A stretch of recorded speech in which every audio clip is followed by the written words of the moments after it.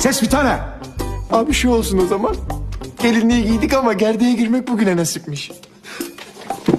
Sen hangisini kendine layık görüyorsun? Abi hepsi o kadar güzel ki hiçbirini kendime layık görmedim. Ya benim seçmemi ister misin? Abi sen yüreği geniş bir abimizsin. Ama ben o kadar geniş değilim. Şunu seçeyim ben.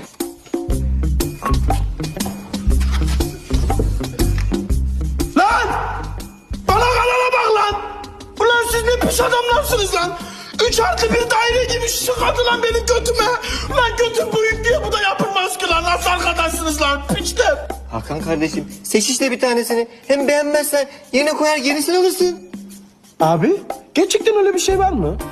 Tabii. Müşteri veli nimetimiz. Adam ya! Adam ya! Allah cansın adam!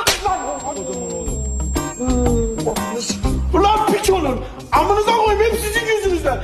Aşırı dolmanın hiçbir faydası yokmuş burada lan! Ulan var ya adamı sıktı şuna bak!